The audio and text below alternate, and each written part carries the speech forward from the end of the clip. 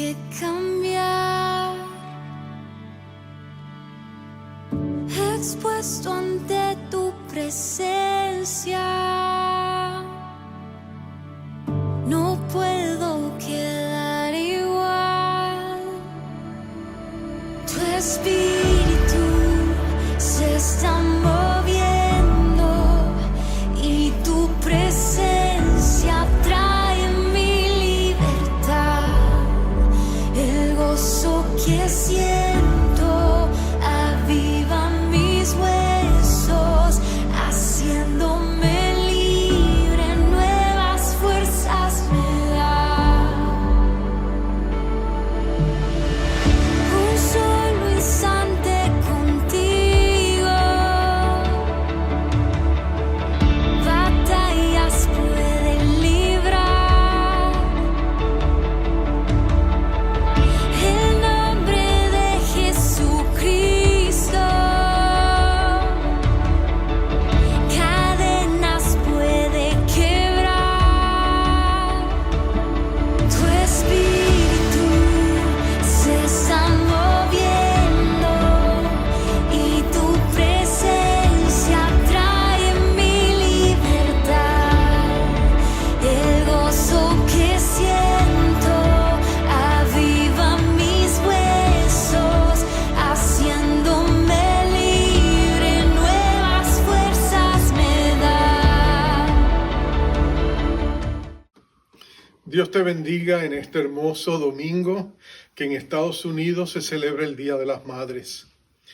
Una felicitación muy especial a cada una de ustedes que son mamás, que son abuelitas, que son quizás hasta bisabuelitas. Que la gracia, la misericordia y la paz de nuestro Señor Jesucristo sea con cada una de ustedes. Les amamos y deseamos las más preciosas bendiciones para ustedes. Recordaba que el nombre de Eva, la que llegó a ser la madre de todos los vivientes, como le dijo su esposo Adán, su nombre significaba vida. Y nosotros recordamos en este día que es tan preciosa la vida que ustedes nos dan. Y nosotros queremos honrarlas y conmemorarlas. Vamos a continuar en esta mañana con un mensaje que comenzamos la semana pasada, pero las llevamos a ustedes en nuestra mente y en nuestro corazón. Pedimos que Dios les bendiga. Quisiera invitarles ahora, si son tan amables, a todos los que me escuchan, al libro de los Hechos de los Apóstoles, capítulo 16, y vamos a leer del verso 25 al verso 34. El mensaje de la semana pasada era ojo con el tramposo. El mensaje de esta semana es atrapando al trampero. Vamos a leerlo en el nombre de Jesús. Pero a medianoche, orando Pablo y Silas, cantaban himnos a Dios y los presos los oían. Entonces sobrevino de repente un gran terremoto, de tal manera que los cimientos de la cárcel se sacudían. Y al instante se abrieron todas las puertas y las cadenas de todos se soltaron. Despertando el carcelero y viendo abiertas las puertas de la cárcel, sacó la espada y se iba a matar, pensando que los presos habían huido. Mas Pablo clamó a gran voz, diciendo: no te hagas ningún mal, pues todos estamos aquí. Él entonces, pidiendo luz, se precipitó adentro y temblando se postró a los pies de Pablo y de Silas. Y sacándoles les dijo: señores, ¿qué debo hacer para ser salvo? Ellos dijeron: cree en el Señor Jesucristo y serás salvo, tú y tu casa. Y le hablaron la palabra del Señor a él y a todos los que estaban en su casa. Y él, tomándole en aquella misma hora de la noche, les lavó las heridas. Y enseguida se bautizó él con todos los suyos. Y llevándolos a su casa, les puso la mesa. Y se regocijó con toda su casa de haber creído a Dios. Dios bendiga su palabra. Vamos a orar. Padre bueno, qué precioso es poder acercarnos en este día tan especial, de tanto significado para nuestras madres y para todos aquellos que tenemos el privilegio de haber sido sus hijos o de haberles amado como esposas. Señor, bendice a nuestras madres en este día tan especial. Y permite que tu palabra poderosa venga a nuestras vidas con la unción de lo alto y que sea tu mensaje del cielo, el que ilumine toda oscuridad, todo lugar recóndito de nuestra alma, con un mensaje de esperanza, de fortaleza y de fe, para que nosotros podamos caminar contigo. Señor Jesucristo, te necesitamos ahora más que nunca. Queremos ver tu gloria en nuestras vidas, así que toma tu palabra y danos bendición a través de ella. En el nombre poderoso de Jesucristo lo pedimos, Padre eterno, y con la asistencia de tu Espíritu Santo confiamos en ello. Amén, amén y amén.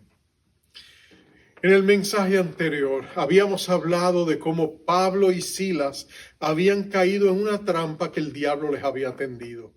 ¿Se acuerdan que una joven, un instrumento de Satanás con un espíritu de adivinación, había sido la carnada? Y cuando Pablo se viró y reprendió al espíritu y lo echó fuera, desencadenó una serie de eventos que vinieron y que culminaron en que Pablo y Silas hubiesen quedado allí encerrados en lo más profundo de la cárcel, con sus pies en un cepo inmovilizados, los pies hermosos de aquellos que anunciaban buenas nuevas de salvación y de paz, de pronto neutralizados, encadenados, sin poder caminar. Ellos habían caído porque algunas trampas, como veíamos la semana pasada, son inevitables. Dios las permite que nosotros quedemos engarzados en ellas, para Dios mostrar una gloria más mayor, más grande en lo que sucede después. Y eso es lo que vamos a ver en este día. Vamos a ver, porque comenzamos la escena mirando a Pablo y Silas en lo profundo y oscuro de una prisión, con sus espaldas ensangrentadas después de haber recibido una tunda de palos con unas varas durísimas, y ellos están sangrantes. ¿Y cómo estarían ellos? Tú imaginarías que ellos estarían allá dolidos, asustados, quizás renegantes, quizás diciendo, pero ¿por qué, Señor, cuando nosotros estamos sirviéndote, cuando estamos haciendo la obra de Dios, cómo es posible que tú hayas permitido eso? Se hubiesen sentido derribados, vencidos, pero te equivocarías, porque eso no es lo que ellos están sintiendo. Pablo y Silas están en fuego, ellos están encadenados, están encepados, pero ellos están alabando a Dios, ellos están bendiciendo a Dios. Y ahí los encontramos en esa escena tenebrosa y oscura, pero en el sentido espiritual brillante, ¿no es cierto? Porque la gloria del Señor está por manifestarse. Y es interesante que el pasaje que leímos comienza con una pequeña palabra. Es una palabra tan pequeña, es una conjunción adversativa que une dos preposiciones, ¿no? Si lo vemos desde el punto de vista gramático. En otras palabras, es una palabrita que sirve de puente entre dos realidades. Una realidad pasada, una realidad por venir. Y la palabra a la que me refiero es esa palabra pero. Tú y yo estamos acostumbrados a lidiar con los peros de la vida, ¿verdad que sí? A veces, usualmente los escuchamos en un contexto negativo, ¿no es cierto? Cuando un enamorado o una enamorada sienta a su contraparte y comienza diciéndole, mira, yo sé que tú eres una buena niña, yo sé que tú eres un buen muchacho, yo sé que yo aprecio muchas de tus cualidades, de verdad que yo te quiero mucho, pero ya tú sabes que viene algo que no es positivo, ¿verdad que sí? Pero no podemos seguir, pero esto tiene que terminar, pero yo pienso que mejor seamos amigos. Y por supuesto queda un corazón destruido posiblemente, ¿no es cierto? O cuando un jefe te llama y te dice, mira, yo reconozco que tú has hecho una gran labor, eres un buen empleado, pero las circunstancias dentro de esta pandemia no me dejan más recursos que despedirte, ¿no es cierto? Los peros tienden a ser negativos. Pero hay peros divinos, ¿no es cierto? Son peros que conectan un mundo negativo con un mundo positivo. En los labios de Dios, en los labios del Espíritu Santo, esos peros pueden ser de bendición. Recuerdo cómo Pablo le usó a la carta a los romanos. Él comienza diciendo, nosotros vivimos en otro tiempo en los deseos de nuestra carne, haciendo la voluntad de la carne y de los pensamientos, y éramos por naturaleza hijos de ira, lo mismo que los demás. Pero Dios, que es rico en misericordia, con el gran amor con que nos amó. ¿Ves la diferencia? Cuando Dios usa el pero hay algo bueno, hay algo positivo. Los peros pueden transformar la tristeza en alegría, la sequía en abundancia de lluvia.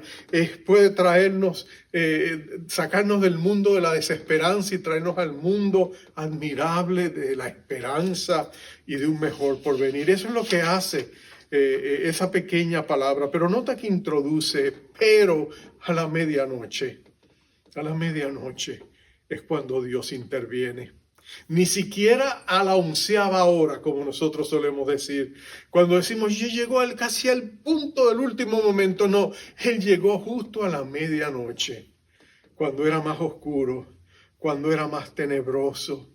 Cuando ellos estaban ya paliados y dolidos, ahí es donde Dios se presenta. Pero mira lo que está sucediendo. Mira lo que está sucediendo, lo que ellos están haciendo. Pablo y Silas están alabando a Dios en su hora más oscura. Mientras el mundo entero estaba durmiendo y estaba pensando que ya lo de ellos no tendría remedio, cuando ellos estaban en la parte más oscura de la prisión, cuando el dolor no los dejaba dormir, cuando ellos todavía sentían los estragos en sus espaldas de los azotes, cuando tenían todas las razones en el mundo para ellos renegar, ahí es donde estos dos siervos de Dios nos muestran que cuando tú estás entrampado, una de las primeras cosas que tú tienes que hacer es cuidar la actitud que tienes. En la trampa, cuida tu actitud. Ese es mi primer punto. Cuando tú estás entrampado en la vida, cuando tú estás en ese mal matrimonio, cuando de pronto te encuentras en la tragedia o te encuentras con las malas noticias o con el diagnóstico médico que te hace estremecer, cuando tú estás en medio de un mundo que parece que te presenta lo peor de sí mismo, en ese momento no reacciones, responde cuidando tu actitud. Porque déjame decirte, lo más valioso que tú tienes y el campo de las grandes batallas de tu vida no se van a dar allá afuera, se van a dar aquí dentro. Se van a dar en tu mente. Si tú ganas la batalla por tu mente, tú vas a salir y vas a enfrentar cualquier circunstancia, por negativa que sea, y vas a ser más que vencedor. Porque tu mente conectada a Dios abre los recursos inagotables de un Dios que te ama y un universo que conspira a tu favor. Entonces tú tienes que cuidar tu mente. Tu mente es el centro de comando. Tú tienes que cuidar ese centro de comando porque si el enemigo pone un agente destructivo en ese centro de comando, tú vas a perder la batalla. Si tú permites que el enemigo plante pensamientos negativos, si el enemigo puede poner una mentira en tu mente y tú la crees como si fuera verdad, esa mentira te puede llevar a lugares destructivos. Es como montarte en el bus equivocado. Es como subirte al tren equivocado pensando que vas en la dirección correcta y vas en contra de la dirección en que tú quieres orientarte. Entonces tú tienes que proteger tu mente sobre todas las cosas. Es interesante, los médicos nos hablan, estudiando diferentes efectos, nos hablan has escuchado del efecto placebo, ¿no? Bueno, el efecto placebo es cuando en un estudio médico, por ejemplo, se le da a una persona medicinas que no tienen efecto, para luego ver cómo ellos reaccionan. Y ellos piensan que se están tomando algo y en realidad lo que están tomando es quizás hasta azúcar, ¿no es cierto? Ese es el efecto placebo. Pero hay otro efecto quizás menos escuchado, se llama el efecto nocebo. Y el efecto nocebo es interesante también. Es cuando una persona llega a un lugar donde no quería llegar porque aceptó algo que no era cierto e irremisiblemente esa mentira o ese falso diagnóstico o lo que haya sido le lleva a donde no tenía que llegar.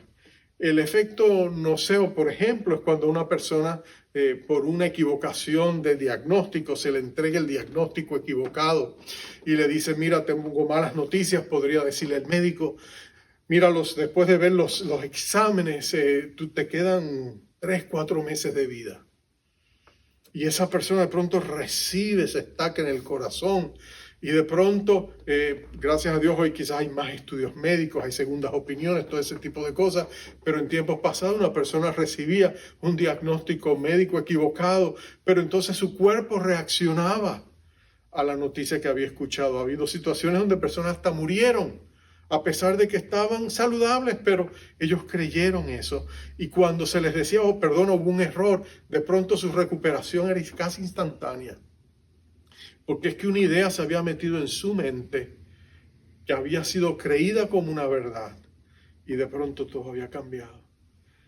Cuando tú estés pasando o te encuentres en una trampa, cuando tú sientes que te subiste al bus equivocado y te llevó al lugar equivocado, en vez de tú sentir el peso del remordimiento, el peso de para qué lo hice, en vez de seguirte golpeando con un ladrillo sobre la cabeza por un pasado que ya no puedes cambiar, levántate en el nombre de Jesús y permite que los pensamientos de Dios, que son más elevados que los nuestros, salvaguarden tu mente y tu corazón en Cristo Jesús.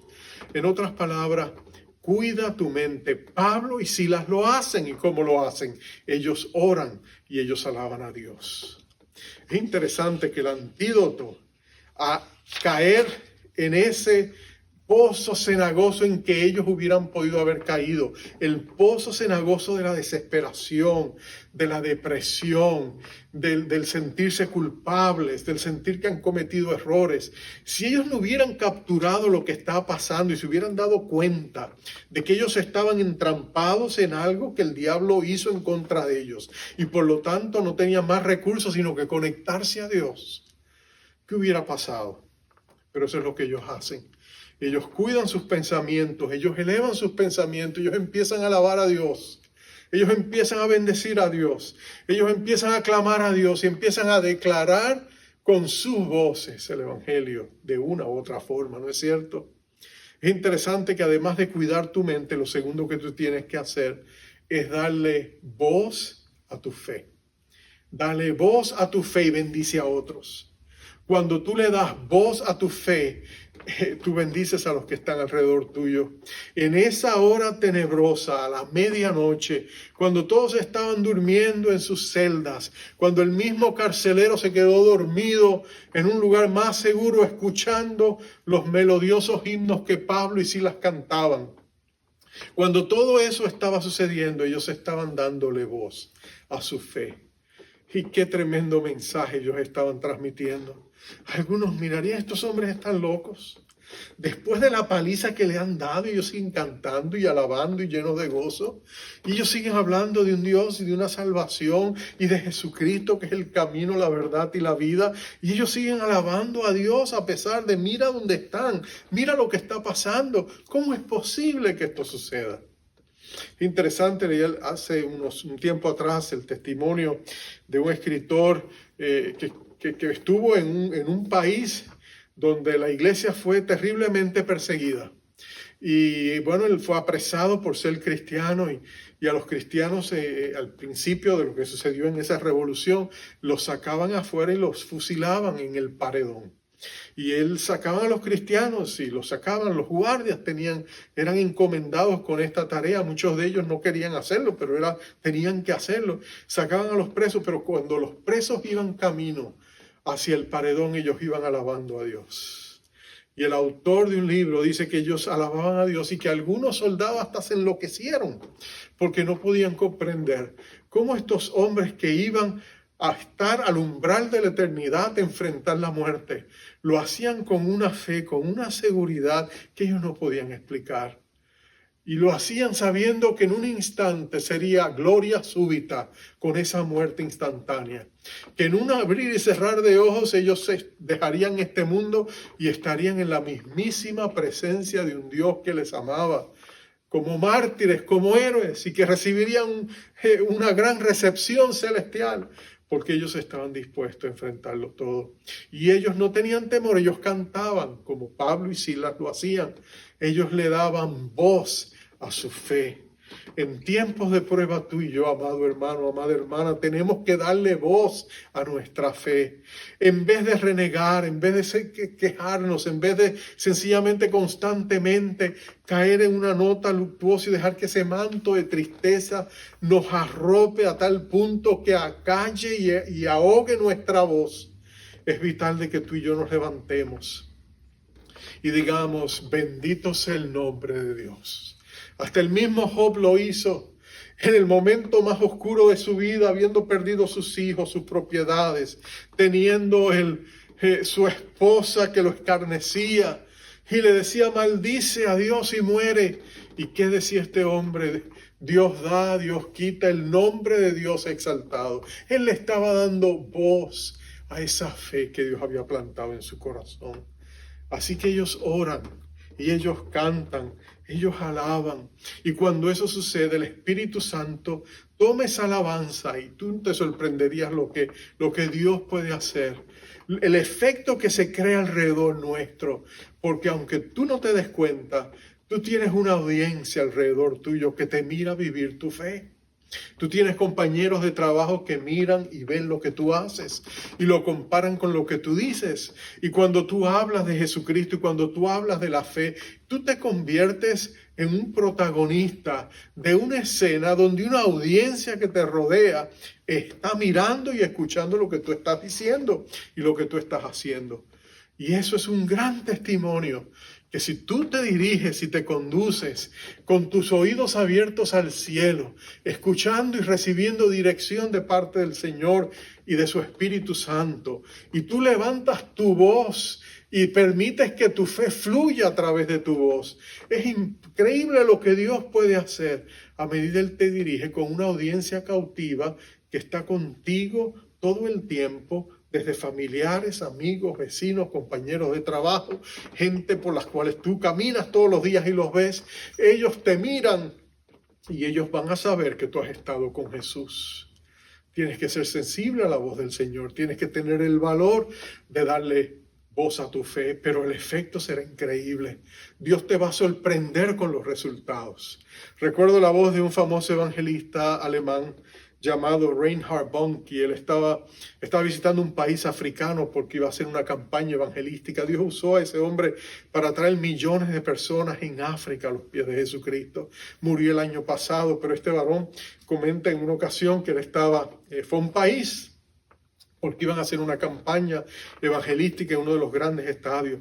Y como ellos siempre solían hacer, siguiendo lo que Billy Graham había enseñado con estas grandes campañas evangelísticas, ellos reunieron a todos los pastores. Y los pastores, ellos deseaban reunir los pastores porque ellos trabajan con las iglesias para que después de la campaña las vidas que hayan venido a Cristo se puedan congregar en esas iglesias. Y los pastores den seguimiento a la campaña. De manera que el cuerpo de Cristo colabora junto para estos grandes eventos. Pero mira lo que pasa. Él está compartiendo con ellos, como usualmente lo hacen. Contrataron un lugar de banquetes, un restaurante de un hotel. Estuvieron allá, tuvieron una excelente comida. Él compartió su corazón. Y ya es hora de despedir y cerrar la reunión. Ellos han estado comiendo. Se les ha servido una gran comida en este salón de actos, de recepción. Pero ya es hora de partir. Y él va a hacer la última oración para cerrar el tiempo que han compartido. Y ahí es donde él siente que Dios, el Espíritu Santo, le pone en su corazón la idea de que haga un llamado evangelístico. Y él dice: Señor, pero ¿estás seguro de hacer un llamado evangelístico en una sala llena de pastores? Señor, ellos hasta se podrían ofender, ellos podrían decir: pero ¿qué clase de evangelista es este que se cree que está tratando con pastores inconversos? Él estaba luchando y le decía: Señor, ¿estás seguro? Y el Espíritu Santo le decía: sí, haz un llamado evangelístico. Has estado hablando de mi evangelio, estás hablando de la importancia de por qué tenemos que llevar el evangelio, la importancia de esta campaña, lo que se busca hacer. Ahora hazle el llamado evangelístico. Y él estuvo titubeando, pero finalmente él ha aprendido que cuando Dios pone en tu corazón hacer algo y tú sabes que viene de Dios, pues tú tienes que hacerlo. Entonces él le dio fe a su voz. Le dijo: hermano, permítame hacer un llamado evangelístico. Algunos pastores se miraron como que dice, ¿qué? Otros miraron y dijeron, bueno, pero imagínate un llamado evangelístico en una sala llena de pastores, él lo hizo. Y al final dijo, bueno, todos ustedes, después que hizo la oración de recibir a Jesucristo, todo aquel que quisiera dar un paso de fe y recibir a Cristo, dijo, pueden levantar las manos. Y todos los pastores miraron, quizás un poquito desconfiados, ¿quién va a levantar la mano? Bueno, ¿sabes cuántas manos se levantaron? 17 manos. ¿Sabes de quiénes eran esas manos? De todos los meseros que habían estado sirviendo las mesas en esa sala de banquetes. Nadie había pensado en ellos, ni siquiera él. Pero Dios había pensado en ellos. Ellos estaban escuchando el mensaje evangelístico. Cuando tú eres sensible a lo que Dios te está diciendo y tú le das voz a tu fe, los que están alrededor tuyo van a ser impactados. Y eso fue lo que pasó con Pablo y Silas. Cuando ellos le dan voz a su fe, aquellos que estaban en esas prisiones escucharon el mensaje del Señor. Y ahí es donde se empieza a dar lo que tenía que darse. Dios comienza a atrapar al trampero. Dios comienza a Satanás que de pronto pensaba que se había salido con la suya.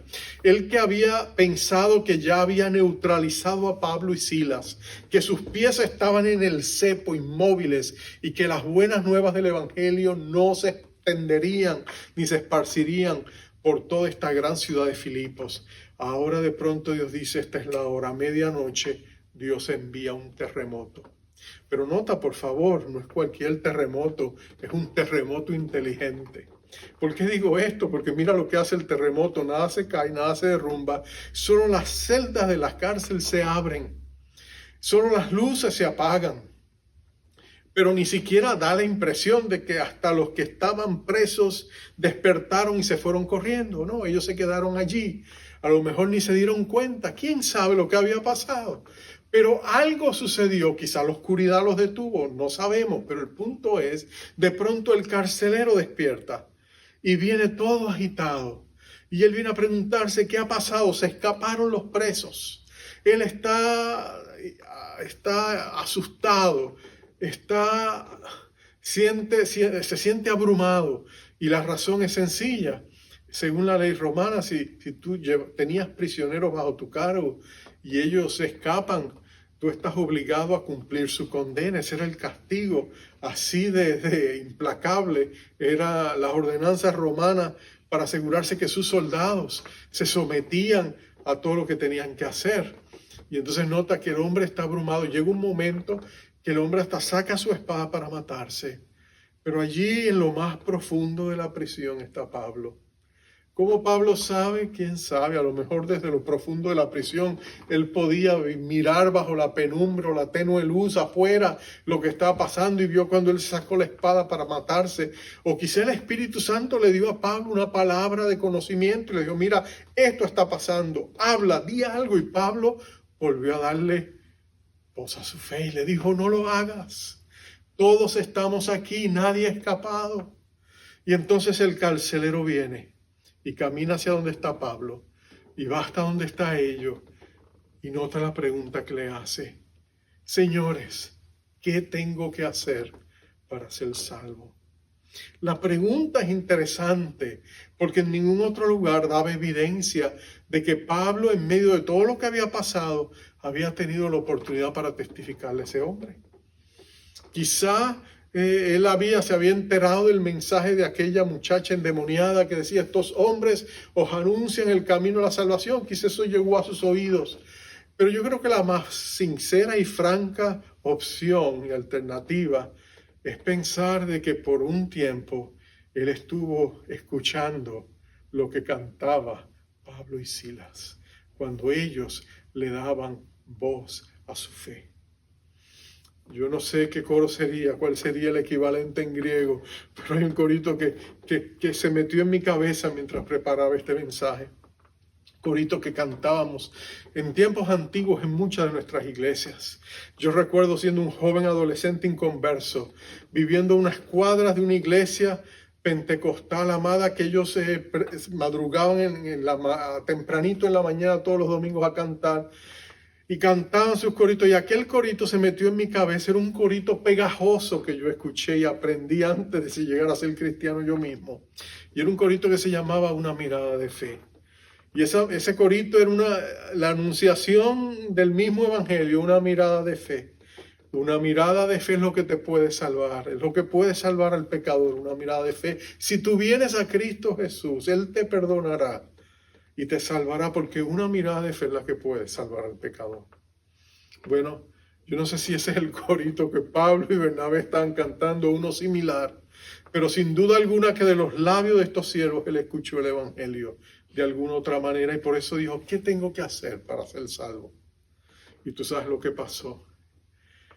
Él le dice lo que tiene que hacer. Él le dice: cree en el Señor Jesucristo y serás salvo tú y tu casa. Y nota que hay tres principios bien claros. Primero, lo mejor y lo único que tú puedes hacer para venir a Jesucristo es creer. Es lo más sencillo, porque Dios no quería que nadie dejara de venir a Él, porque el evangelio era demasiado complicado y ellos eran incapaces de entenderlo. Por eso Dios lo único que tiene que hacer es creer. Creer es poner nuestra confianza en algo. Creer es creer lo que Dios ha dicho. Lo único que se necesita es creer. Le dice: cree en el Señor Jesucristo y serás salvo.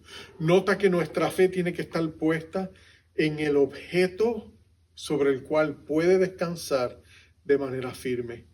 Nuestra fe puesta en cualquier otro nombre que no sea el nombre de Jesús no nos va a salvar. Solo Jesucristo te va a salvar. Jesucristo es el camino, la verdad y la vida, dijo él, al Padre. Nadie va a Dios, nadie va al Padre, sino a través de la persona del Señor Jesucristo. Por eso cuando nosotros oramos para recibir a Cristo como nuestro Salvador y nuestro Señor, cuando nosotros ponemos nuestra fe en la obra que Él hizo en la cruz del Calvario, entonces nosotros somos salvos. Entonces Dios empieza esa obra en nosotros, esa buena obra que de pronto nos transfiere del reino de las tinieblas y nos trae al reino de su admirable luz. Eso es el Evangelio de Jesucristo. Pero nota que tiene una promesa familiar: y serás salvo tú y tu casa. No solamente tú y tu casa. Tú y tu casa. ¿Tú sabes por qué tiene una promesa familiar? Porque en la Biblia Dios siempre piensa en la familia. Cuando tú miras desde que Dios creó al hombre, ahí estaba el mensaje de una bendición, una promesa familiar. Las promesas de Dios fueron a Adán y Eva y a toda su descendencia. Por eso les dijo: multiplicaos, dad fruto. Está hablando de los descendientes humanos que vendrían. Todo lo que ellos hacían tendría un efecto sobre ellos, y por eso estamos donde estamos, ¿no es cierto? Cuando ellos desobedecieron a Dios y pecaron e introdujeron el principio del pecado a la existencia del mundo y del universo humano, nosotros nos damos cuenta que inmediatamente todos nosotros fuimos impactados. Pero igual también la promesa de salvación era para Adán y la semilla de la mujer que vendría después, según Génesis 3:15. Pero no solo Adán, Noé también salvó Dios a Noé y a su familia en el arca. Y nosotros sabemos que a Abraham se le dieron la promesa de un hijo y de una descendencia y de una nación, y en él serían benditas todas las familias de la tierra. Todas las promesas y los pactos de Dios tienen que ver con la familia. Aún a David se le dio una promesa y le dijo: mira, porque tú has sido fiel y caminarás conmigo, si tú sigues caminando en ese curso, siempre en el trono habrá alguien que viene de ti. Y Jesucristo, el Rey de Gloria, es el cumplimiento pleno y final de esa promesa a David, porque Jesús fue hijo de David, como dice la genealogía que se presenta en el primer capítulo de Mateo, ¿no es cierto? Entonces nosotros vemos que Dios siempre quiere bendecir a la familia. Por eso le dijo a este hombre: cree en el Señor Jesucristo y la promesa será no solamente para ti, sino para los que vienen después de ti.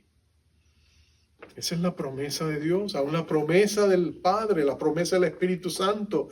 Dijo Pedro en aquel primer mensaje en el libro de los Hechos: y la promesa es para vosotros y para vuestros hijos y todos aquellos que vendrán después y creerán también. La promesa de Dios es para nosotros y nuestra casa. Quizás por eso es que el diablo ataca tanto la familia, ¿no es cierto? Pero mira, aquel hombre acepta a Jesucristo y saca a Pablo y a Silas de aquella prisión. Y de pronto Dios atrapa al trampero, el diablo que había tratado de destruir la obra de Dios, de pronto encuentra que todo se ha virado al revés y Dios ha mostrado una mayor gloria. Pablo y Silas son llevados de allí hasta la casa del carcelero. Allí ellos son sanados, son tratados de sus heridas.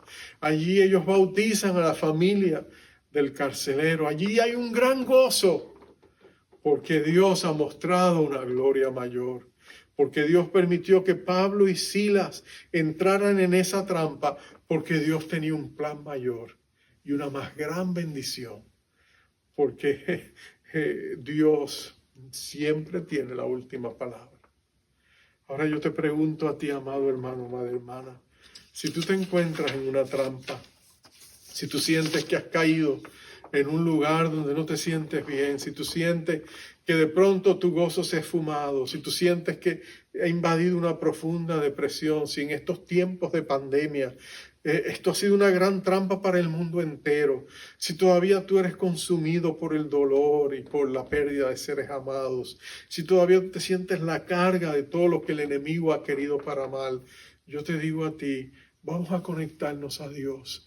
Vamos a elevar nuestras voces, vamos a darle voz a nuestra fe y vamos a conectarnos al Señor Jesucristo para que Él pueda hacer lo que solo Él puede hacer, transformar desiertos en paraísos.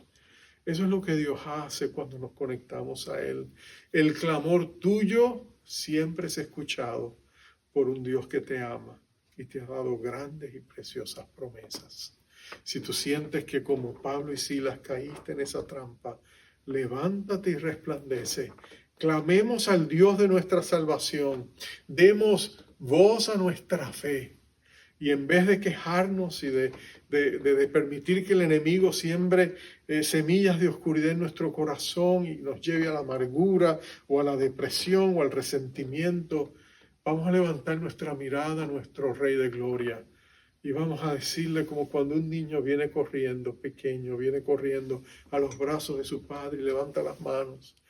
Vamos a permitir que Dios nos levante y nos traiga su regazo y nos hable palabras consoladoras y palabras de esperanza. Demos a Dios la oportunidad para que Él atrape al trampero que nos ha puesto en esta condición. Vamos a confesar nuestra necesidad de Dios. Vamos a desechar de nosotros todo aquello que nos sirve de tropiezo, todas malas ideas que se han metido en nuestro centro de mando o de control. Vamos a sacar de ahí todo pensamiento negativo, destructivo, todo pensamiento que busca robarnos de lo mejor que Dios tiene para nosotros. Y en medio del trauma colectivo que todos estamos viviendo, vamos a pedirle a Dios que sea la fuente de nuestra salvación, la fuente de nuestra esperanza, la fuente de nuestra fortaleza. Vamos a orar.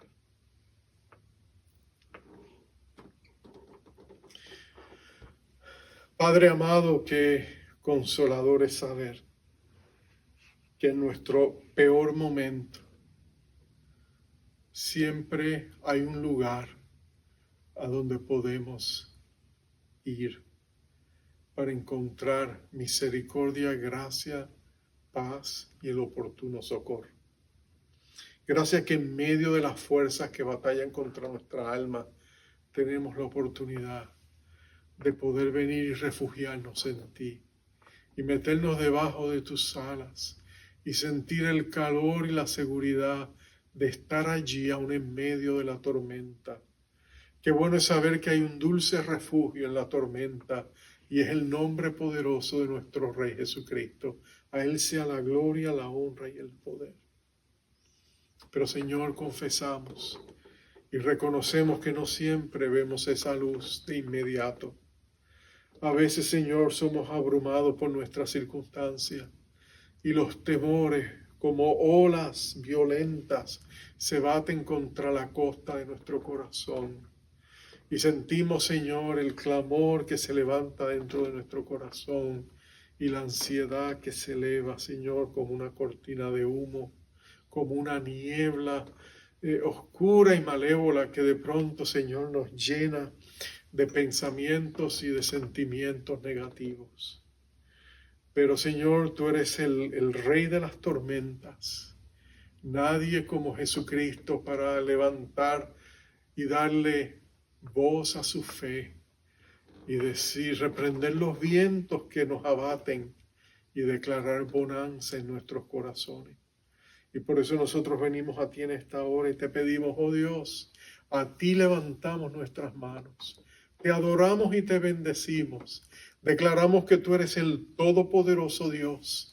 Declaramos que tú eres el alfa, la omega, el comienzo y el final de todo. Declaramos que tú eres bueno. Declaramos que eres misericordioso, tardo para la cólera, abundante en bondad amorosa y verdad. Nosotros declaramos, Señor, que tú eres poderoso para romper nuestras cadenas, para sacarnos de nuestras prisiones. Declaramos que si tú estás con nosotros, ¿quién puede estar contra nosotros? Declaramos que todo lo podemos en Cristo que nos fortalece. Y Señor, damos voz a nuestra fe y te pedimos que nos fortalezcas en ti, en el poder de tu fuerza, y que nosotros podamos levantarnos en el nombre del Señor Jesucristo con una mirada de fe, con una expectativa de bendición, que no importa cuáles sean los desafíos que tenemos que enfrentar, no lo vamos a hacer solos, lo vamos a hacer con Jesús. Y por eso en esta hora, Señor, pedimos, perdónanos de todo lo que haya pasado, nuestros errores que hemos cometido, los pensamientos que le hemos dado, Señor, hospitalidad en nuestra mente y que han sido negativos. Pero, Señor, reprende todo eso y échalo fuera en el nombre poderoso de Jesús y tráenos pensamientos de paz, pensamientos de esperanza, pensamientos de batalla, pensamientos de victoria y de triunfo en el nombre de nuestro Rey Jesús. Y trae a nosotros pensamientos de paz y de seguridad. Pues te lo pedimos todo en el nombre de nuestro Rey Jesús. Amén. Y amén. Y amén. Jehová te bendiga y te guarde. Jehová haga resplandecer su rostro sobre ti y tenga de ti misericordia. Jehová alce sobre ti su rostro y ponga en ti paz. Bendiciones, amados. No podía verlo, nunca podré entenderlo, que me escogiste a mí, a ser victorioso en ti. Nunca seré perfecto, me das lo que no merezco, transformas todo en mí, para tu gloria. Eres mi campeón, gigantes caen ante ti, has vencido la batalla, ganaste. Yo soy quien dices que soy, me das seguridad. Estoy sentado en un lugar celestial, he vencido con aquel que todo conquistó.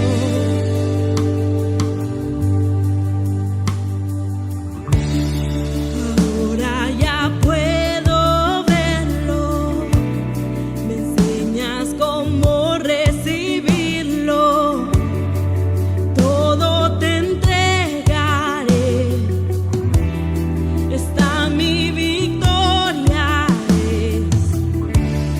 Ahora ya puedo verlo, me enseñas cómo recibirlo, todo te entregaré, está mi victoria es. Eres mi campeón, gigantes caen ante ti, has vencido la batalla, ganaste. Yo soy quien dice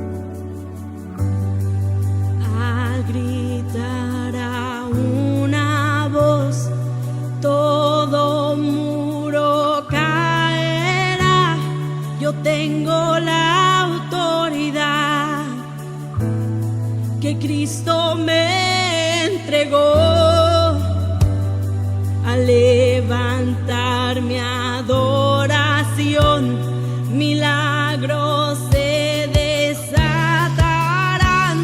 Yo tengo la autoridad que Cristo me entregó.